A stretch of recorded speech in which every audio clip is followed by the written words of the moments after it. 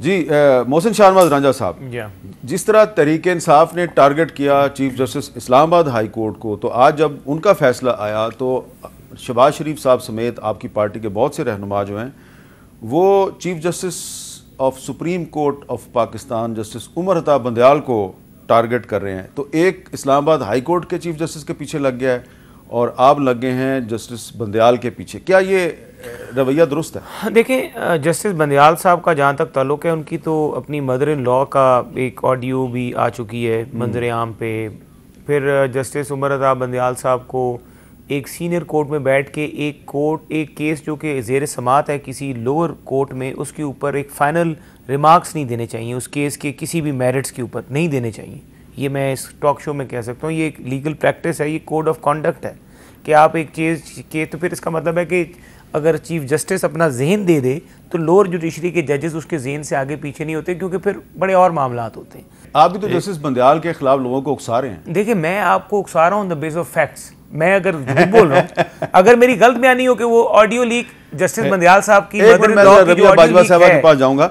रबिया बाजवा साहबा, जो आज इस्लामाबाद हाई कोर्ट का फैसला है उसमें यह भी कहा गया कि सजा मुअत्तल करने के अलावा उन्होंने चेयरमैन तहरीक इंसाफ को रहा करने का हुक्म दिया, लेकिन उनको रहा नहीं किया गया। हमने देखा है कि पिछले दिनों बहुत से ऐसे वाक़यात पेश आए कि अदालत ने किसी पॉलिटिकल वर्कर या पॉलिटिकल लीडर को रहा करने का हुक्म दिया, किसी ह्यूमन राइट्स एक्टिविस्ट को रहा करने का हुक्म दिया, फ़ौरन ही उसको किसी दूसरे केस में गिरफ्तार कर लिया जाता है। तो आज चेयरमैन तहरीक इंसाफ को भी रहा नहीं किया गया। इस ट्रेंड को आप कैसे देखती हैं? देखिए जी, ये जो ट्रेंड है ये बड़ा अफसोसनाक है। और मैं एक आपको वैसे बात बताऊं कि जो 9 मई के वाक़यात हैं उसके बाद जिस तरह हमने देखा, नीचे ट्रायल कोर्ट में हमने केसेस को देखा, जिस तरह हमने हाई कोर्ट में देखा, लाहौर हाई कोर्ट में मैं भी केसेस के अंदर पेश हो रही हूं। मैं आपको सिर्फ इतना कहूँगी कि ये जो केसेस है 9 मई के वाक़यात के बाद, इसने पूरा आपका जुडिशल सिस्टम एक्सपोज करके रख दिया है। लाहौर हाई कोर्ट में 6 बेंचेस बने, इन 2 माह से उधर छुट्टियों में भी पिटीशन पेंडिंग है, लेकिन किसी अदालत ने वो केसेस का फैसला नहीं किया। तो ये एक बात आ गई। अब दूसरी बात ये है कि मैं अगर हम लोग सारी ज़िंदगी हम ये देखते रहे पाकिस्तान के अंदर कि एक जो कुव्वतें कुछ ऐसी हैं जो पूरे निज़ाम के ऊपर काबिज़ हैं, और वही कुव्वतें आपके निज़ाम इंसाफ के ऊपर भी काबिज़ हैं, जिसकी वजह से आप देखते हैं कि जो पॉलिटिकल विक्टिमाइजेशन है जो इमरान खान साहब के साथ भी हो रही है, इससे पहले भी होती रही, हमारी तारीख का हिस्सा है।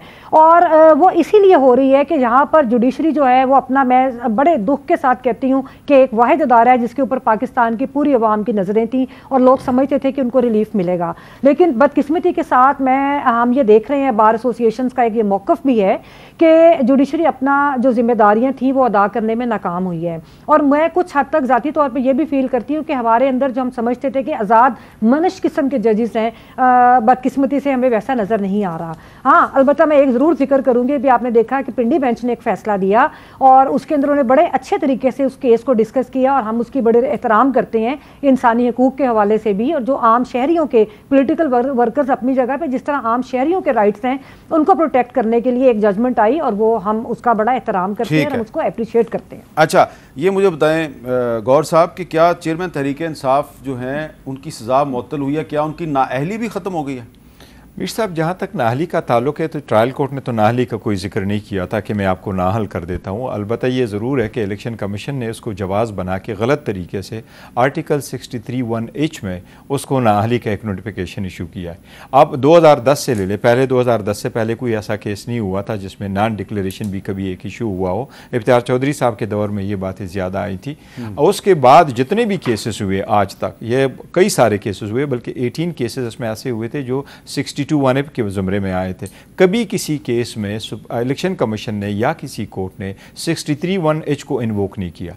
अब ये केस बनता नहीं है मॉरल टर्पिट्यूड का केस जिस पे आप उसको डिस्क्वालीफाई करें, लेकिन जब सेंटेंस सस्पेंड हो जाए तो सेंटेंस से आपकी वो जो 2 साल 3 साल है वो ख़त्म हो जाता है। तो अगर ऐसा भी आप नाअहली की तरफ इलेक्शन कमीशन का भी देखें तो वो भी साथ ख़त्म होना चाहिए। लेकिन उसकी एक नोटिफिकेशन चूँकि इलेक्शन कमीशन ने किया है वो हम सेपरेटली हाई कोर्ट में चैलेंज करेंगे और इंशाअल्लाह ताला वो भी ख़त्म हो जाए। आपका क्या ख्याल है जी, चेयरमैन तहरीक इंसाफ की नाअहली ख़त्म हो गई? देखिए, अभी तो केस एक किस्म का इनकी जो ऑर्डर सस्पेंड हुआ है और ये केस इनका बेल एक्सेप्ट हुई है, अभी तो ये फिर एक दफ़ा केस दोबारा रिमांड हो, नीचे जाए, रीट्रायल हो दोबारा से, तब ये चीज़ें होंगी। अभी तक तो फ़िलहाल उनकी जो नाअहली है वो तो इंटैक्ट है, और उसके ऊपर जब ये इनकी अपना राइट है अगर ये जाएँ अदालत में, लेकिन बात यह है कि देखें हामिद साहब, बड़ी अजीब इत्तफाक है कि नवाज़ शरीफ साहब पे यही मामला था।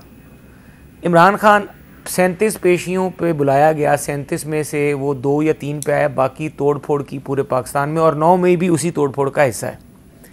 और मैं हमेशा से ये कहता था कि इमरान को पता है कि ये case open and shut case है, इसमें वो बच नहीं सकता।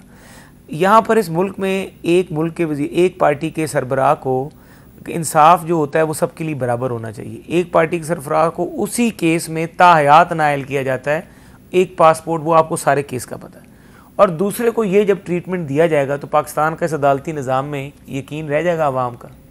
हमारा तो इस अदालती निज़ाम में यकीन तब भी होगा ना कि जब सबको equal treatment before the law मिले। अच्छा रबिया बाजवा साहब, आपका क्या ख्याल है, लीगल ओपिनियन क्या है? चेयरमैन तहरीक इंसाफ की डिस्क्वालिफिकेशन खत्म हो गई है या बरकरार है? देखिए मीर साहब, ये एक मैं समझती हूँ कि एक आर्गुएबल बात है, लेकिन इसकी इंटरप्रिटेशन जो है मेरे नज़दीक वो यही होनी चाहिए कि जब सज़ा ख़त्म हो गई है, मुअत्तल हुई है ऑब्वियसली, तो जब एग्जिस्ट ही नहीं कर रही तो फिर नाहिलियत किस तरह?